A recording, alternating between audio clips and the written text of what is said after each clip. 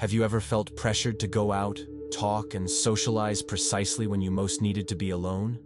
Have you heard that being around people will do you good, but deep down felt that it only made everything worse? The truth is, there's a huge misconception about how emotional healing really works. Many people believe that the solution to our problems is out there, in other people. But what if I told you that during certain moments in life, staying away from others is exactly what your body and mind need? Today we're going to understand why socializing can hinder your recovery and how time alone can be your greatest ally in this process. Before we begin, I need to make something very clear. When I talk about being alone during the healing process, I'm not talking about therapy.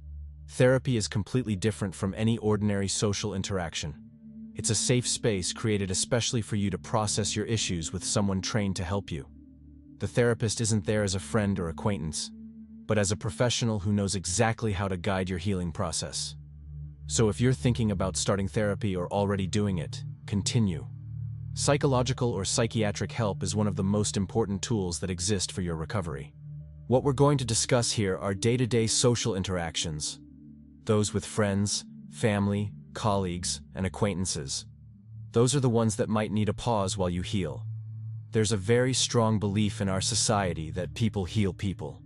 You've probably heard phrases like these, that you need to go out, see people, that staying alone only makes things worse. This idea seems beautiful and even comforting, but it can be extremely harmful when you're in a real emotional recovery process. You know why? Because it puts enormous pressure on you. When we believe that other people are going to heal us, we create an expectation that's rarely met. You go out, meet friends, try to distract yourself, but come home feeling the same or worse. And then comes the guilt. You start thinking there's something wrong with you, that you're not trying hard enough, that you should be getting better with these interactions. But the truth is different. Genuine healing, the kind that really transforms, doesn't come from outside. It begins inside you. Of course, human connections are important for our life, but during certain periods, especially when we're emotionally hurt, these connections can hinder more than help. The problem isn't with you. The problem is expecting something external to solve an internal issue. Let's understand what happens in your body when you're healing. Imagine you suffered a trauma, went through a loss, are dealing with intense anxiety or depression. Your nervous system isn't functioning normally. It's in a constant state of alert, as if it's always waiting for more danger. This is a natural response from the body to protect you. When you're in this state, everything around you seems more intense. Sounds get louder, lights get brighter, and even a simple conversation can seem too exhausting. Your body is spending all the energy it has trying to keep itself safe and balanced. Now think about what happens when you socialize in this state. Socializing isn't a passive activity. You need to pay attention to what others say, process information, respond appropriately, interpret body language, control your own reactions. All of this requires mental and emotional energy. Energy that your body doesn't have to spare because it's busy trying to heal. It's like trying to run a marathon with a broken leg. Technically you can try, but you're going to cause more damage. Your nervous system needs rest, silence, safety. It needs to recalibrate, return to its natural state of functioning. And this only happens when you remove excessive stimuli and allow it to truly rest. There's another serious problem when you socialize while you're healing: the social mask. You know what I'm talking about. That version of you that needs to appear when you're around other people. The version that smiles even when you don't want to, that fakes interest, that answers that everything's fine when it's not. We all do this at some level because we live in society and there are unwritten rules about how we should behave. But when you're in a healing process, maintaining that mask becomes a gigantic weight. You arrive at a gathering with friends and need to perform. You can't be too quiet or they'll ask what's wrong. You can't talk too much about your problems or they'll think you're negative. You need to find the right balance between being real and being socially acceptable. And guess how much energy that consumes? A lot. Precious energy that should be being used for you to process your real emotions, understand what's happening inside you, allow difficult feelings to come to the surface, and be integrated. But no. You're busy pretending you're better than you really are. And you know what's worse? Pretending to be fine completely prevents the real processing of your emotions. You swallow what you're feeling, push it down, create a false layer on top. This isn't healing. This is postponing the problem. And the more you postpone, the harder it gets when you finally need to face it. Now let's talk about something that happens automatically when we're around other people. Comparison. No matter how much you try to avoid it, your brain is going to compare you with those around you. It's an evolutionary mechanism we use to understand our place in the world. But during a healing process, this comparison becomes pure poison. You look at your friends and see them laughing, working, having relationships, making plans for the future. Everything seems to work for them. And you? You can barely get out of bed some days. You've canceled commitments. You don't have energy for that job opening. You can't imagine yourself in a relationship right now. Automatically, your brain interprets this as failure, as if you were less capable, less strong, less deserving. But the reality is that you're not failing. You're healing. And healing takes time. Healing isn't linear. Healing doesn't appear in social media photos. When you compare yourself to others who seem to be doing well, you completely lose compassion for yourself. And self-compassion is absolutely essential for recovery. You need to look at yourself with kindness, understand that you're doing the best you can, recognize that going through difficulties doesn't make you inferior. But how do you do this when you're constantly surrounded by reminders that others are in different places in life? It's almost impossible. Social comparison sabotages your healing because it prevents you from honoring your own pace and your own journey.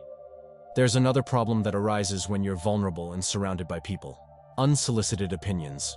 You know this well. That friend who's sure you just need to exercise. That aunt who insists you should pray more. That colleague who says work is the best distraction. That cousin who overcame something completely different from what you're going through, but is sure her solution works for you. People are well-intentioned most of the time. They really want to help you. But the problem is that each healing journey is unique. What worked for one person might not work for you. The time it took someone to recover has nothing to do with how long it's going to take you.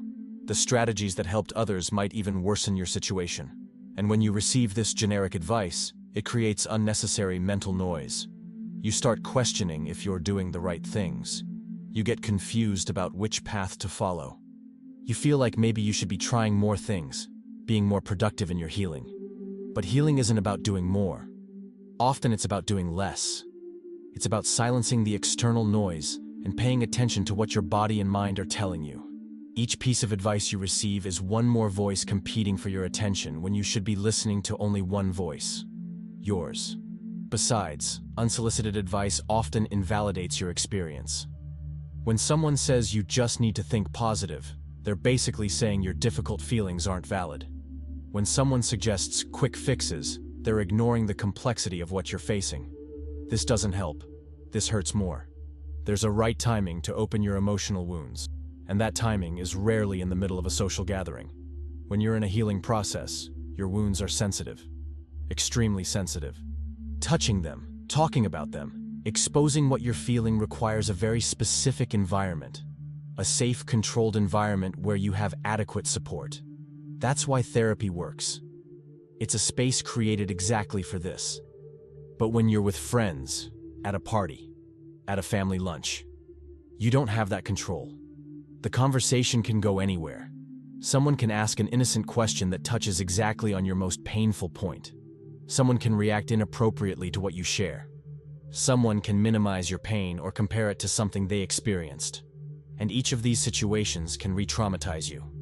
Re-traumatizing means you relive the original trauma, feel that intense pain again, and instead of processing and integrating, you get stuck in that emotion once more. It's like reopening a wound that was starting to heal.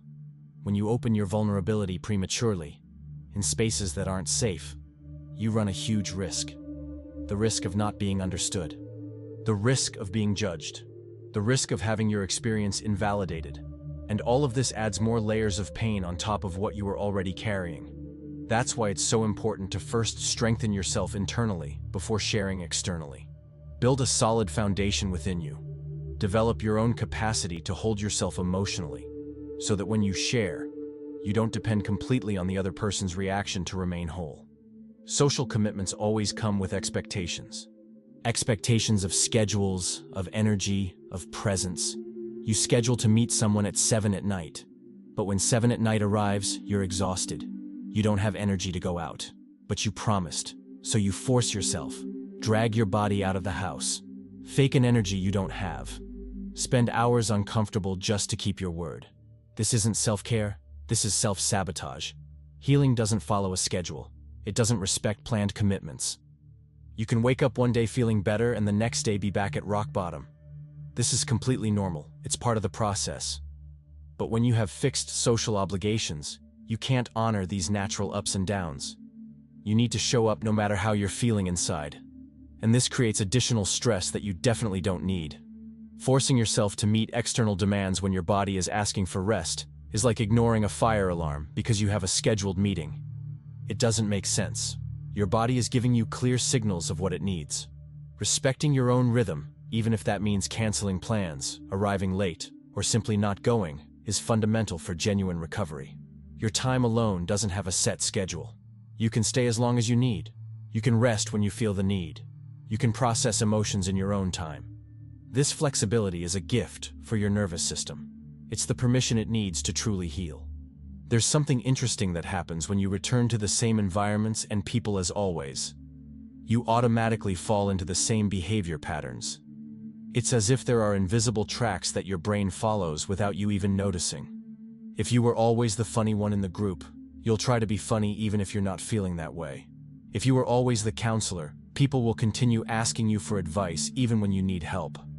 If you always agreed with everything to avoid conflicts, you'll keep agreeing even when you should be setting boundaries. These old patterns often contributed to your illness. Maybe you exhausted yourself trying to please everyone. Maybe you ignored your own needs to take care of others. Maybe you swallowed your feelings to keep the peace. And now you need to change these patterns. But how do you change when you're in the same places with the same people? It's extremely difficult. Your brain recognizes the environment and automatically activates the associated behaviors. It's neurological. That's why temporary distancing is so powerful. When you strategically isolate yourself, you break these automatic tracks. You create space to develop new patterns, new ways of thinking, feeling, and acting. You can discover who you are when you're not performing for anyone. You can explore new boundaries, new responses, new versions of yourself. And this only happens in the absence of triggers that reactivate the old patterns. Real change requires empty space where the new can grow. If you fill all your time with the same interactions as always, there won't be room for anything new to emerge. Now I need to make a very important distinction. Loneliness and therapeutic isolation are completely different things. Loneliness is that horrible feeling of disconnection. It's when you're surrounded by people but feel alone. It's when you want to connect but can't. It's involuntary and painful. Loneliness hurts because our brain interprets unintentional social isolation as a threat. We are social beings by nature and need connection. But therapeutic isolation is something else. It's a conscious choice. It's you saying, "Not now. I need to be with myself." It's intentional and healing. You're not running away from people out of fear or inability. You're actively choosing a period of withdrawal because you understand this serves your healing process. You don't feel disconnected because you're deeply connected with yourself. In fact, for the first time in a long time, you might be feeling truly connected.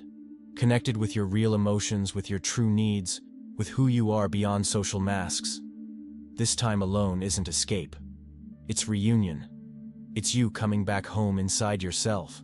It's allowing the most important person in your life, you, to have your full attention. When we understand this difference, we can embrace therapeutic isolation without guilt. We're not becoming antisocial. We're not giving up on people. We're simply recognizing that there's a time for everything. And now is the time to take care of ourselves in silence and solitude. Think of your emotional energy as a battery.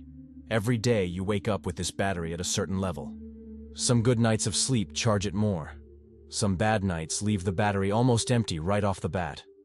Each activity of the day consumes this charge. Work consumes. Decisions consume. Household tasks consume. And socializing? Socializing consumes a lot. A whole lot. Each conversation, each interaction, each moment of social presence drains your emotional battery. For people who are well, with the battery functioning normally, this isn't a problem.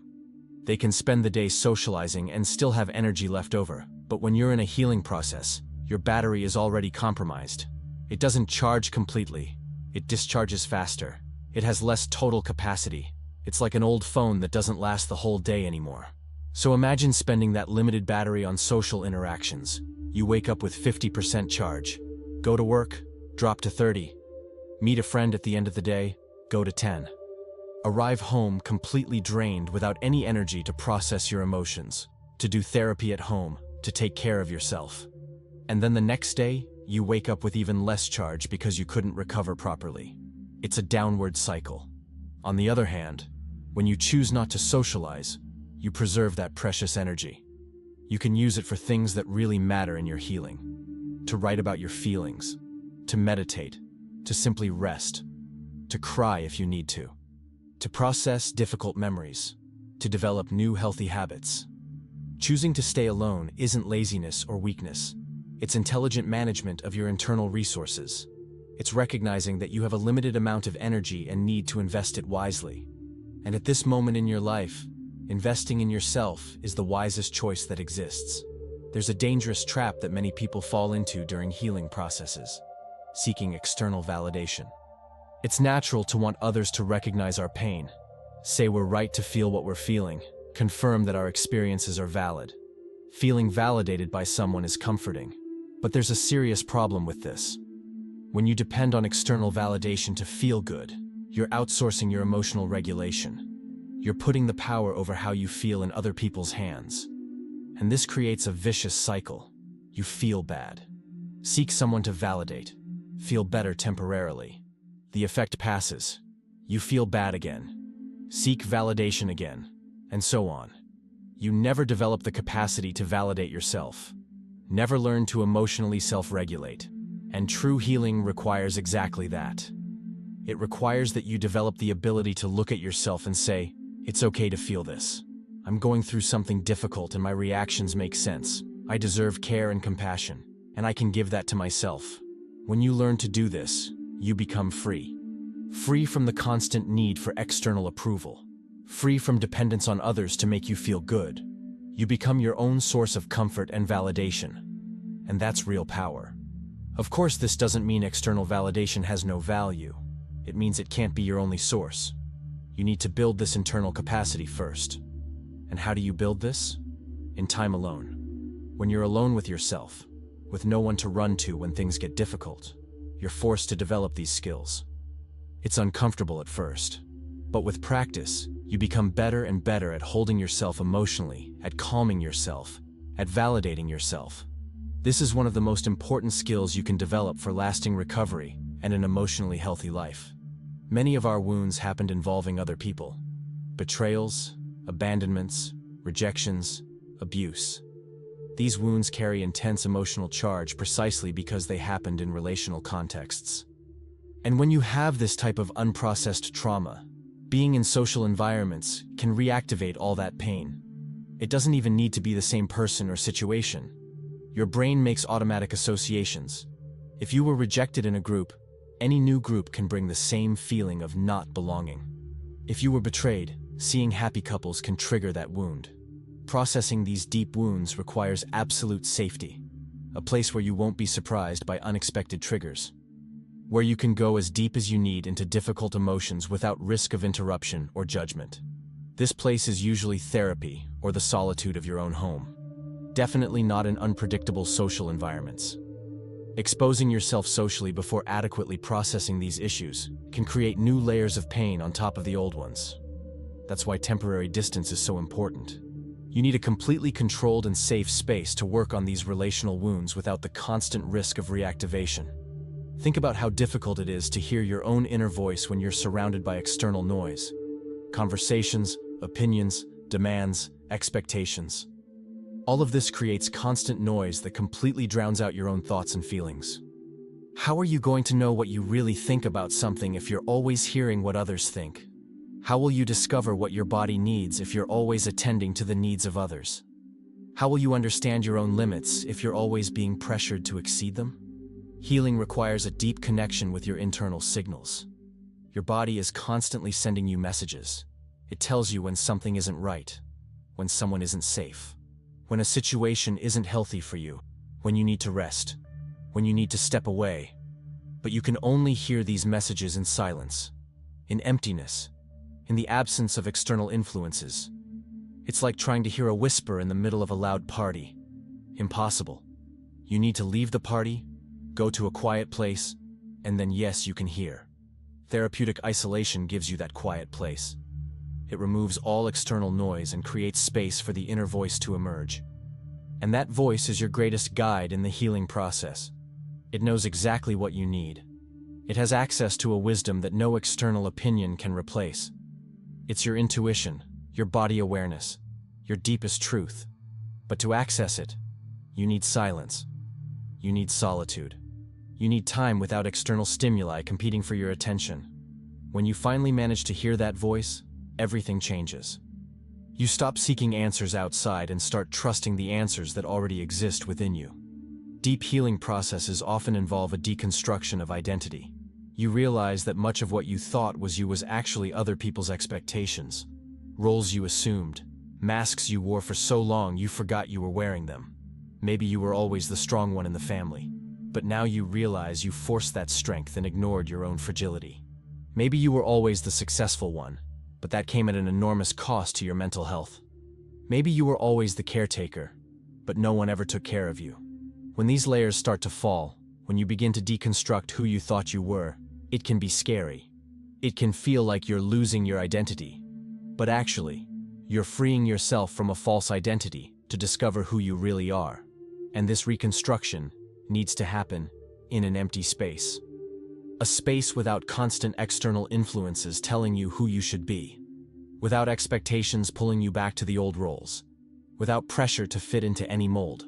When you're alone, completely alone, you have the freedom to explore, to experiment with new ways of being, to let go of what no longer serves, to embrace parts of yourself you always hid. It's like a caterpillar in a cocoon. It needs that closed, protected, isolated space to transform completely. If you open the cocoon in the middle of the process, the transformation would be interrupted. The same happens with you. The emptiness of isolation isn't really empty. It's a fertile space, full of potential, where your true self can finally emerge.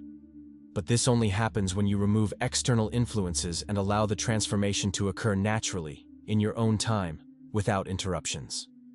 Now let's talk about something that almost everyone who chooses to isolate faces. Social guilt. Our society doesn't like it when someone steps away. There are unspoken expectations that you should be available, should attend events, should keep in touch. When you stop doing this, people react. Some get hurt. Others get confused. Some accuse you of being selfish. Others say you're exaggerating. And all of this generates enormous guilt inside you. You start questioning if you're doing the right thing. If you really need this time alone, or if you're being dramatic. If you should try harder to keep up appearances. This guilt can be so strong it pushes you back into social interactions before you're ready. And then what happens? You backslide in your healing process. Return to old patterns. Sacrifice your needs to please others once again. It's exactly the cycle that made you sick in the first place. That's why it's absolutely vital that you establish firm boundaries even while feeling guilty. Even when important people are disappointed. Even when it seems like you're being cruel or distant. Because your healing is non-negotiable. Your mental and emotional health comes first. Always. People who really love you will eventually understand. And those who don't understand, perhaps shouldn't be in your life anyway. You need to give yourself permission to prioritize your well-being above social approval, to choose your recovery even if it displeases others, to say no without justifying excessively, to simply step away without explaining every detail of what you're going through. Your life, your health, your process. You don't owe anyone explanations. And the more you practice establishing these boundaries despite the guilt, the stronger you become. The clearer it becomes that you're doing the right thing. The guilt diminishes over time when you realize that taking care of yourself was exactly what you needed to do. It's important to understand that healing isn't a linear process. It's not a straight line from sick to healed. It's much more like waves. There are days you wake up feeling better, with more energy, more clarity, more hope. You think you're finally improving. And then the next day, you wake up back at rock bottom. All that energy disappeared. The clarity is gone. You feel as bad as you were at the beginning. This doesn't mean you failed or that you're getting worse. It means healing happens in natural cycles. There are advances and setbacks. Good days and bad days. Moments of expansion and moments of withdrawal. And you need to honor all these moments. When you're on a bad day, a day of setback, you need to have the freedom to withdraw completely, to cancel everything, to stay in bed if you need to simply exist without demands. But if you have fixed social commitments, you can't do this. You scheduled that dinner 2 weeks ago, when you were feeling better. Now the day has arrived and you're terrible. But you can't cancel last minute. So you go, and force yourself, and get even worse. Social commitments don't respect the wave-like nature of healing. They assume you'll be in the same emotional state a week from now, a month from now. But you won't be. No one will be. Especially not someone in deep recovery process. The flexibility of being alone allows you to honor these natural cycles. You don't need to perform stability when you're unstable. Don't need to fake energy when you're exhausted. You can simply be exactly where you are, without judgment, without pressure, without expectations. And this permission to flow with the cycles, instead of fighting against them, is an essential part of healing. You learn to trust that bad days will pass, that good days will return, and that all of this is part of a larger process that's taking you to a better place, even when it doesn't seem like it. Now you might be wondering when to return to socializing. How to know you're ready. This is an important question because therapeutic isolation isn't permanent. It's not forever. It's a necessary phase, but it's a phase. There comes a moment when you're ready to reconnect. And that moment usually comes naturally. You don't need to force it. You'll feel it. You'll feel when your energy is more stable, when you can spend consecutive days feeling reasonably well, when waking up is no longer a daily struggle, when your emotions are no longer so intense and uncontrollable, when you've developed internal tools to deal with difficulties. These are signs that your internal foundation is strengthening. Another important sign is clarity. When you're ready, you have a much clearer understanding of who you are, what you need, your boundaries. You're no longer confused about your identity or about what you want from life. You have firmer convictions. You know how to say no without excessive guilt. You know how to recognize situations and people that aren't healthy for you. This internal clarity is fundamental because it means you won't lose yourself again when you return to the social world. You have a functioning internal compass. Firm boundaries are also a crucial sign. If you still have difficulty establishing boundaries, you're not ready yet. Because the social world is going to constantly test your boundaries. There will be people asking for things. Situations pulling you toward old behaviors. Pressures of all kinds. If your boundaries are weak, you'll fall into the same patterns that made you sick. But when you have solid boundaries, when you know exactly where you draw the line and what you no longer accept, then yes, you can navigate social interactions in a healthy way. You'll also feel a genuine desire for connection. Not the external pressure that you should socialize, not the guilt for being isolated, but a real desire, coming from within, to share your life with others, to build connections, to be present in relationships. When this desire appears naturally, not forced, it's a sign you're ready. And when you return to socializing, it will be different. You'll be different. The connections you form now will be more authentic because you're more authentic. They'll be healthier because you're healthier. They'll respect your boundaries because you learn to establish boundaries. Real healing creates a solid foundation for much more meaningful and genuine future connections. You don't return to the same social place you left. You enter new territory, with a transformed version of yourself. When we gather all these pieces together, it becomes clear why socializing during healing processes can be so harmful. Your nervous system needs rest, not stimuli. The social mask drains energy that should be focused on recovery. Social comparison sabotages the necessary self-compassion. Unsolicited opinions create mental noise. Vulnerability shared prematurely can re-traumatize. Social commitments don't respect the non-linear rhythm of healing. Social environments reactivate old patterns that contributed to the illness. And external validation prevents the development of emotional self-regulation. All of this doesn't mean you're weak for needing time alone. It means exactly the opposite.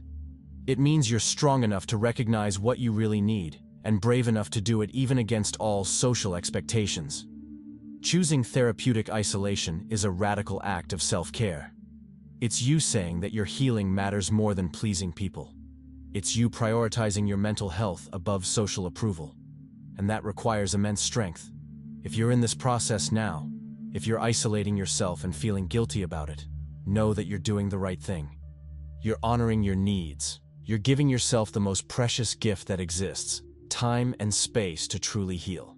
And when you emerge from that cocoon, when you're ready to reconnect, you'll be transformed, stronger, clearer, more yourself than you've ever been. In the first pinned comment, I left something that can help you in this process. If this content made sense to you, if it helped you understand better, don't forget to subscribe to the channel and leave your like. This helps a lot so more people who need this message can find this video.